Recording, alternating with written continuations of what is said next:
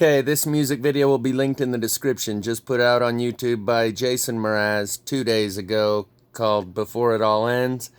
And it's just for us truthers. And it hits all the bases of the world and before it all ends. And how it may end, including going up in flames, meteor, nuclear war, transhumanism before his friends get swallowed up by the World Wide Web. The Great Reset, when he says, of all that's been, not much remains. Of the flat earthers, because we all went over the edge. Or that we're all going to get anal probed by aliens. Or because godless made more sense. And then at the end he says, this is not a joke.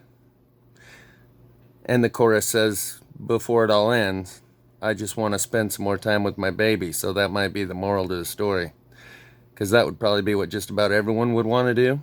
If they knew of any or all of the different ways in which we're running down that road. So that's the music linked in the description. There'll also be one called Love is Still the Answer by Jason Mraz that talks about why we pick ourselves up and start over again.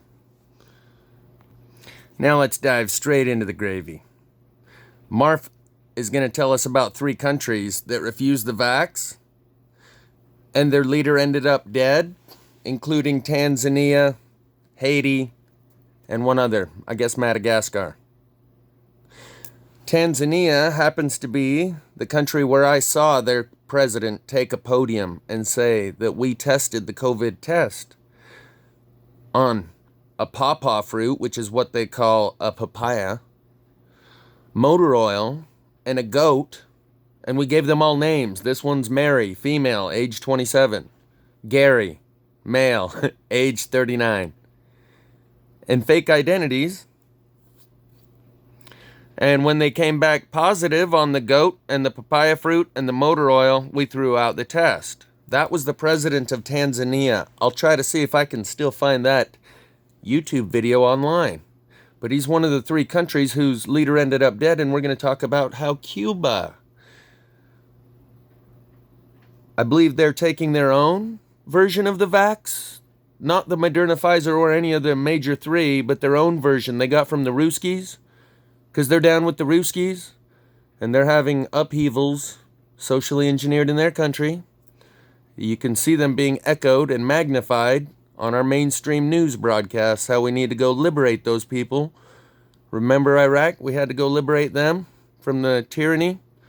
We were there to spread some freedom. We need to go spread some freedom in Cuba, it sounds like.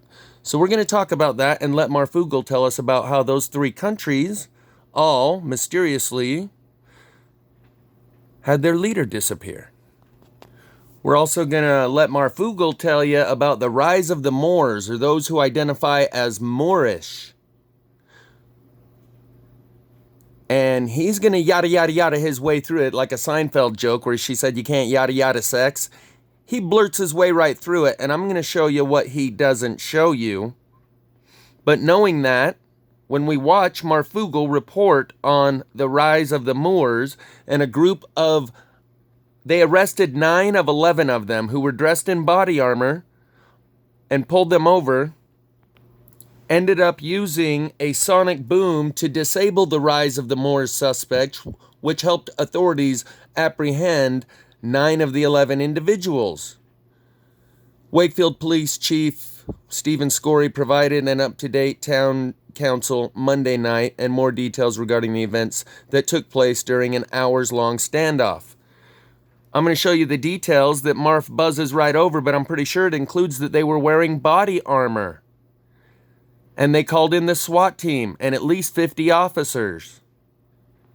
Either 50 or 150.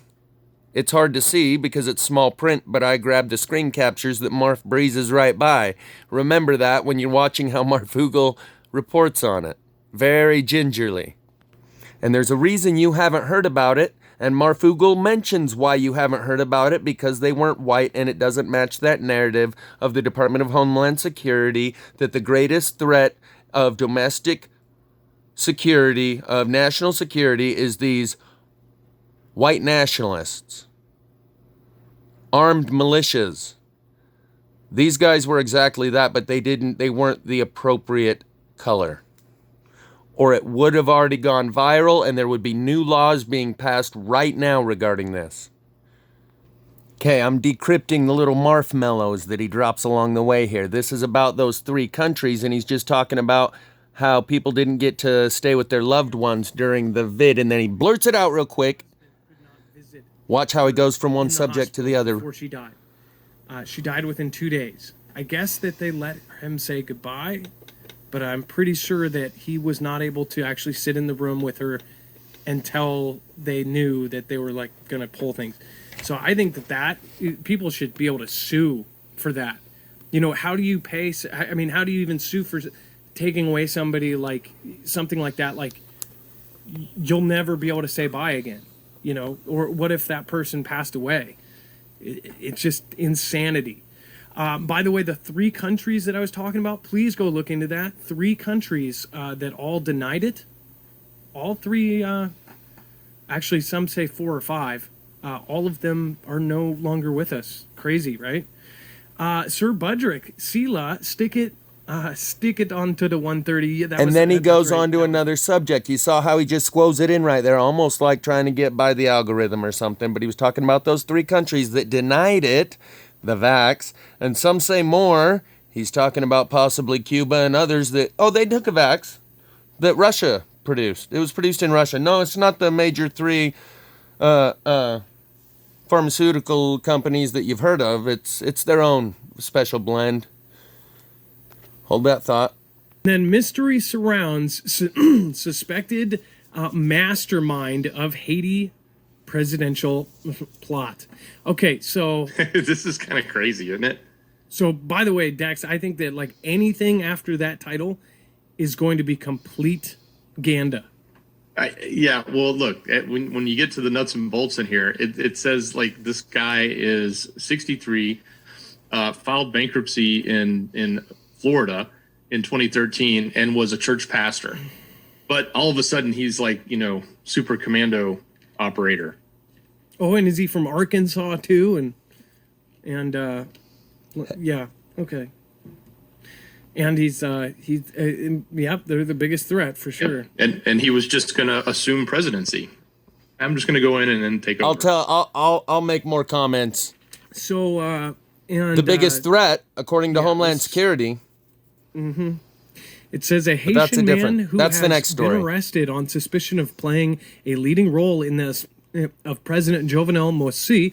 Also, somebody who said that his country will not take the vax. Appears to have presented himself as a potential leader of the impoverished Caribbean nation for as long as a decade.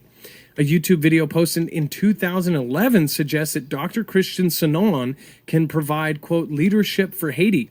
And now a defunct website called Haiti, I'm not even going to read that because was this really there back in 2011? It says Haiti Lives Matter. Lives Matter, right? Listen. Well, I don't know if the website was. That was the YouTube video. But this is the guy they're really talking about, this 63-year-old Christian Emmanuel Sanon that had long-standing ties to Florida. I wonder if this was... That's where this plot was hatched. This website was Florida. On that thing when, on the very first day of the new Prez, when they switched over to that little tiny condo where all the DOD websites got transferred. I think he's referring... if that one was on it. To the idea that it says a coalition that's Biden's not really at the White House. Impoverished Caribbean nation. It says authorities are now say that Christian Emmanuel Sanon, 63, a Haitian man with long-standing ties to Florida. It's a Florida man. Is it? Oh, no way. They literally... No way. Wait. The guy who took out is Florida man? Oh, my goodness. It's Florida man is always the culprit. Always. I know, no joke. If you guys don't know about the whole thing around the titles and the headlines of Florida Man, then everything can be traced back to Florida. Was aiming to assume the country's presidency. They say he recruited some of the alleged journalists accused of killing last week through a Venezuelan security firm based in the United States by telling them that they would be his bodyguards. Are you effing kidding? I believe it was FARC, Forces Armed Rebels de Colombia. Me? Are you kidding? The same ones they trained in the School of the Americas. And they SOA. were able to get to him? And what did he tell? Hey, bodyguards, can you also just take these people out? They're threatening me, and that's why we're going to go into their house. Sanan couldn't be reached for comment because apparently he's just, they're trying to call him and text him, hey, man. And it wasn't clear if he had an attorney. Haitian authorities haven't presented evidence against him, and many questions remain about the alleged plot. Chief among them. So wait, they were his bodyguards, but he wasn't at the thing himself, or he sent them in and said, hey, can you guard... I'm so confused. It says how a man... I saw a story on mainstream news covering this with this man and his connections. Some of the assassins of the Haitian president are already known to be informants of the DEA. And the best defense that this mainstream talking head could come up with was, well, yeah, but maybe it may have been years since he spoke with his handler in the DEA. This has already been traced back to the DEA, a plot that was hatched in Florida. Of the men they arrested, two were Asian American, I believe. I believe the rest were Colombian. Maybe Venezuelan, we'll see. And who filed for bankruptcy in Florida in... Salty Cracker covers a lot of this on his live streams, and then he races it right after, and somehow he gets away with it. I've told you I believe he's Army intelligence, and as soon as I said that he is getting away with saying things no one else can on YouTube, he went to doing live streams only, but he gets away with saying things in his live streams that no one else does. Chalk Body Outline got taken off just the other day, and Salty Cracker talks about a lot more than anyone else gets away with in his live streams. 2013, listing himself as a church pastor, could be behind what authorities have described as a commando operation in which more than 20 people have now been arrested. And they all spoke Spanish. From Venezuela. Ties to Florida man.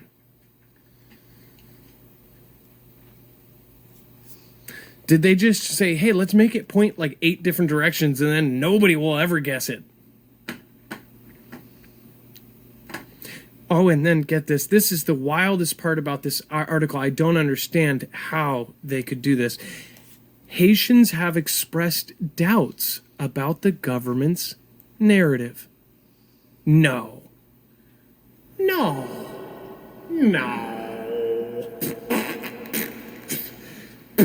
Why? How dare they? How dare they? And are wondering aloud Crime on think. social media whether presidential guards played a role in the nation.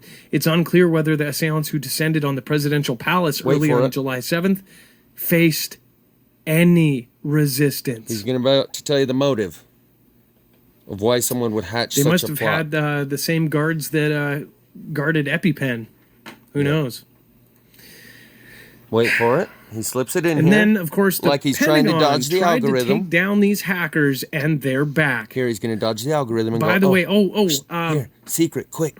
While the algorithm's not looking. Here. While Google's not looking. Real quick.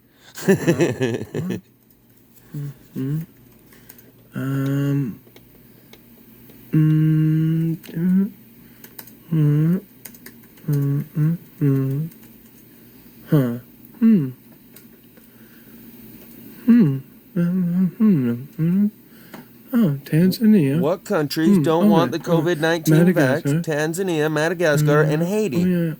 Oh, and Haiti. Oh, yeah. And Tanzanian president. Oh, wait a minute. Oh, dead. Oh, shoot. Tanzania. Madagascar president. Oh, died. Haiti president. Oh, yeah. Cuban president? Anyways, almost. The Pentagon tried to take down these... The clip that we just watched about the 3 countries who've had their presidents assassinated and were reluctant or refused the vax was from this video by Marfugal. Will be linked in the description, called Matter of When. The next one we're about to watch is called It's Coming True, Moon Wobble. And I'm pretty sure Marfugel would give permission to use his clips so long as I go into further explanation and in-depth detail of the stories he just breezes over. And this one that I'm about to show you about the rise of the Moors is also in this video about the moon wobble. And he breezes right over it. You'll see that. And then I'm going to slow it down and take screenshots of what he breezes over and show you the detail of what he yada yada yada'd right over. But also, I'm going to talk about the moon wobble and why a lot of people are suddenly talking about that. And I'm going to tie it into the directed energy weapons that people are also talking about, to keep your eye on the directed energy weapons and off of the natural phenomenon that are happening. But first, let's check out those rise of the Moors.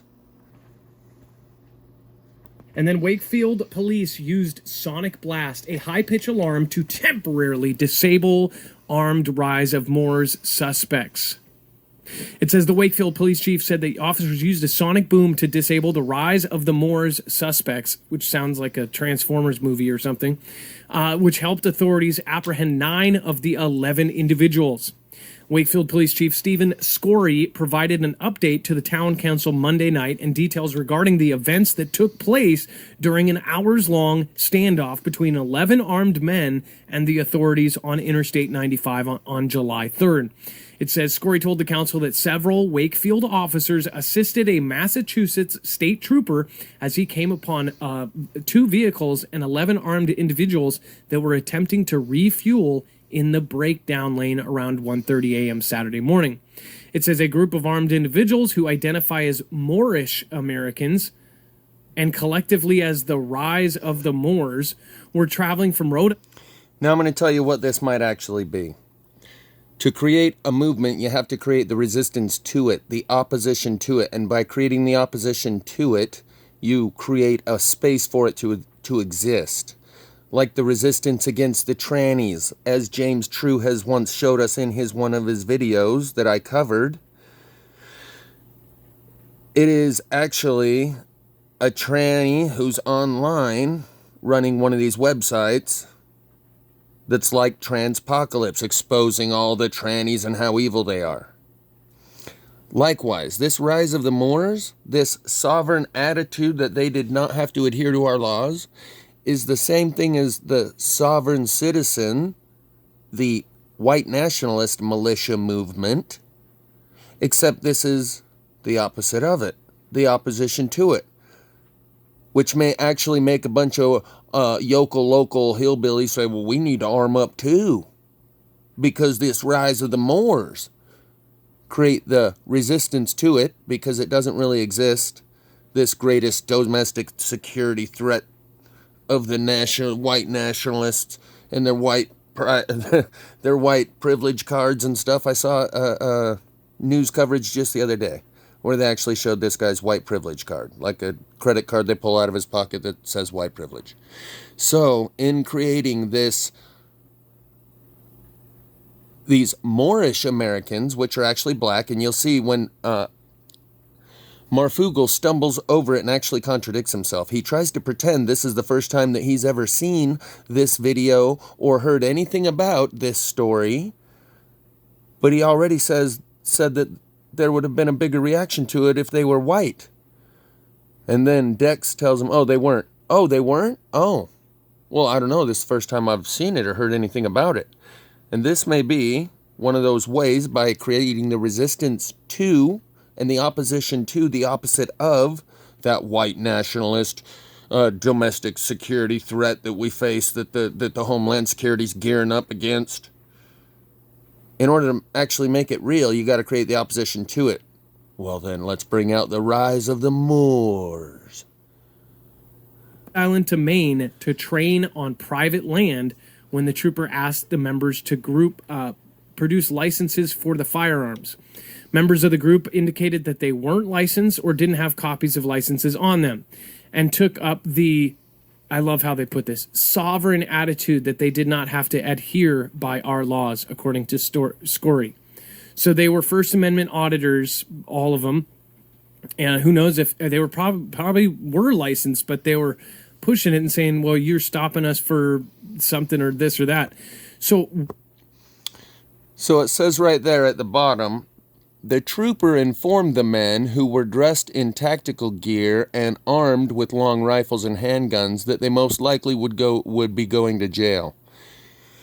So, if they were headed to practice on private land, why were they dressed in body armor, in tactical gear at the time? Either they were actually training, and that was part of their training, is driving around in public in vehicles all dressed up in tactical gear as to desensitize you to such a thing, or they were on their way to a live action role-playing event, if you know what I'm saying. Because if you were just on your way to some private land up north and we're going to go train, you wait till you get there to put your tactical gear on. That they most likely would be arrested, or what those final Are they words calling are this some sort of domestic thing, Dex? as in domestic terrorism, which is what they would if they were white. They've already warned us that's the greatest threat to our national security is those domestic terrorists, those militias, those white nationalists. But this doesn't fit the narrative, so they're not going to call it some sort of domestic thing. He's so couched in his language, he doesn't want to say, are they calling this domestic terrorism or not? But that's what he means when he says, is this some sort of domestic thing, Dex? I'm decoding it. So he's dropping the marshmallows, and I'm dropping some gravy on them. Well, I guess they probably are in a backhanded kind of way. Then why haven't we heard about The it? thing that's interesting is that they use this new technology that we've heard from the military, and we've talked about these being used, but like these sonic booms to immobilize people or to stop them What is so that they could. What is the Moors? Rise of the Moors? Is this What he's saying is that they just used tactical gear that they previously only used in places like Iraq and Afghanistan, like the LRAD, long-range acoustic device, which disables people through sonic frequencies, much like the microwave apparatus that does much the same thing. Don't recall the name right now, but that's what Dex is saying, is that they're using new equipment that they've never used before on something that will probably be considered domestic terrorism. Such a great domestic terrorism, we busted out some new weapons on the homeland that we've never used within our borders, because habeas corpus might prevent such a thing, and you didn't hear about it. are they going to call these like the triple K or something? No, because they weren't white. Yeah, I don't know anything about them. We'll have to research it. It just seems to me like they are currently in custody of wanted and far islands. Here's where yada So yada. are they? Because you remember Yada, how they yada. said the biggest threat was these groups of, And he can't even say right there is what you remember is that the Department of Homeland Security said that the biggest threat was these groups I've been referring to, white nationalists, like militias, right? Armed militias in the backwoods of Montana and Idaho, these hillbilly rednecks that think they're like what they call these groups, these sovereign citizen group. If they ask you if you're a sovereign citizen, well, you go, of course I'm a sovereign citizen. That's not the right answer, because they've already blacklisted that group and tarnished their name and identified them as a domestic national security threat, domestic terrorists. But these guys don't match the profile. And he can't even say these groups. Didn't they remember how they said these groups? And I don't blame him for not saying these things. He has a fine line he has to toe here. Yeah, I don't know anything about them. He says he don't we'll know have to anything. research it. And then he says they're not white. He must research it. it just seems to me like next they 5 are seconds. currently in custody of wanted and far islands. Yada, yada, yada, yada. So are they? Because you remember how they said the biggest threat was these groups of, white men, and then something like this happens. I don't know, but it is crazy. I don't think these people are white. Oh, okay. Thank you. Well, I'll look it up. Again, this is my first hearing about it, but the sonic weapon that they used, that's pretty insane. An actual, local police department using something like that is a big deal. That's a change in policy. That's a change in kind of the whole routine of things. FBI foils intelligence plot to abduct. So now I'll show you some of the things that I zoomed in on, took screenshots that he just zipped right over and yada, yada, yada. And some of it may be overlap with what I already said, and I may have missed a few things that... Anyway, the Wakefield police chief said officers used a sonic boom to disable the rise of the Moors suspects, which helped authorities apprehend 9 of the 11 individuals. Wakefield Police Chief Stephen Scory provided an update to Town Council Monday night and more details regarding the events that took place during the hours-long standoff between 11 armed men and authorities on Interstate 95 on July 3rd. Scory told the council that several Wakefield police assisted the Massachusetts state troopers, and he came upon 2 vehicles and 11 armed individuals that were attempting to refuel in the breakdown lane around 1:30 a.m. Saturday morning. The group of armed individuals, who identified as Moorish Americans and collectively as Rise of the Moors, were traveling to Rhode Island from Rhode Island to Maine to train on private land. When the trooper asked members of the group to produce licenses for the firearms, members of the group indicated that they weren't licensed and didn't have copies of licenses on them, and took up the sovereign attitude that they didn't have to adhere by our laws, according to Scory. The trooper requested backup and additional state police. 3 officers from the Wakefield Police Department responded. The trooper informed the men, who were dressed in tactical gear and armed with long rifles and handguns, that they most likely would be arrested, Scory told the council. So the fact that they were dressed in tactical gear, Marf failed to mention that.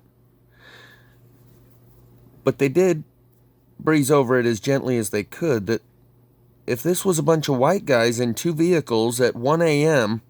refueling, and I didn't hear that anyone opened fire on anyone, but they ran off into the woods, presumably with their weapons, if they're dressed in tactical gear. That would be why they used the sonic disabler on them, because they ran off into the woods with weapons in tactical gear. This would be considered a domestic terrorism incident, yet nobody's heard about it, and Marf dared not even cover it. Why? Because of the political climate, and that the fact that it doesn't match their narrative because their skin color wasn't the right color. Otherwise, it would be on every channel, wall to wall, 24/7. It proves there's a war on white people. And Marf did say that they said the greatest threat was white people, and that's why they don't cover this, because it's all about perception. Or this could be a way to drip feed this narrative in through the back door, because a week or 2 ago, I came home and my stepdad told me about a news. He was all hyped up telling me about a news story that he saw about some lady that bought a home, and these people called them Moorish. He couldn't pronounce it. He had never heard of it, and I was of no help. I said, I don't know what you're talking about. I've never heard of such a Moorish. He couldn't quite remember. Apparently, there was video of this lady getting a locksmith to try and get in the home she had purchased that had been taken over by these Moorish people. So, are they drip feeding this into the consciousness, saying, oh, we need to protect ourselves against the rise of the Moors, to create the resistance to these supposed domestic terrorist threat of the white nationalist dressed in tactical gear, armed to the teeth? Are they trying to create by drip feeding this in the back door, when my stepdad's telling me, yeah, the Moorish, they took over some lady's house, and there's video of this guy stepping right by her and opening the door and walking right by her, walking in, and because he had the key, he had already changed the locks, and it was her house, but he had changed the locks, and he walks right by her on camera, walks in the house and closes the door behind him and locks it. So my stepdad's telling me about these Moorish people I've never heard about 2 weeks ago. And I've heard about these squatters that do this type of thing. So I made nothing of it. But this week, when I hear these Moorish people 9 of 11 were arrested. Where'd the other 2 go? 2 escaped? Is that what I'm getting? There's 2 escaped domestic terrorists on the run? Why has this not been covered elsewhere? Okay, I'll move on now. There's more gravy in there. We just got to zoom in on it, and I got to read it to you because it's barely legible. But I'll try and get you in there so you can verify some of what I'm saying. So, they were dressed in tactical gear and armed with long rifles and handguns. He told them that they would most likely be arrested, Scory told the council. 8 individuals then ran into the woods. And the regional SWAT team was called. Interstate 95 was shut down in both northbound and southbound directions in Wakefield Saturday morning at a hostage negotiation team engaged with the group leader. In addition, 50 more officers, either 50 or 150. Can you tell? In addition, at least 50 more officers from Middlesex County responded. 2 suspects returned from the woods and were arrested, and a perimeter was secured. When the other 6 suspects returned from the woods to their vehicle, police decided to attempt to take them into custody. Police then coordinated with the town's Department of Public Works to position dump trucks outfitted with plows on the highway to deter suspects from attempting to flee. Next, the police deployed a high-pitch alarm known as an LRAD to take the remaining suspects into custody. The police chief described the alarm as an audible alarm. Audible or inaudible, it's hard to tell because I have to zoom in because he wouldn't just read it to us. The police chief described the alarm as an inaudible alarm or audible alarm that basically disables someone temporarily. There were no injuries to any of the officers or suspects, he added. Those arrested are, and as you can see, I can't even read that, it's way too blurry. The men were charged with unlawful possession of firearms, 8 counts of unlawful possession of ammunition, use of body armor in the commission of a crime, possession of high-capacity magazine, improper storage of a firearm in a vehicle, and conspiracy to commit a crime. In addition to other charges, Johnson, Dow, and the juvenile were charged with furnishing a false name, so there was a juvenile involved. Appearing in Malvern District Court last week, a pair of Rise of the Moors members insisted the court held no jurisdiction over them, and the Massachusetts state law did not apply to them, and they were arraigned on weapons charges that a judge was warned could lead to a decade in prison. 2 members of the Rise of the Moors group, who are currently in custody in Massachusetts, are now wanted in Rhode Island on firearms and bail violation charges, authorities said. The Rhode Island Attorney General on Tuesday morning said the arrest warrant had been obtained for 40-year-old Quinn Cumberland on 3 counts of providing false identifying information to purchase a firearm. In my next video, I'll be tying the moon wobble that everyone's talking about with the directed energy weapons that everyone's talking about and making videos about now.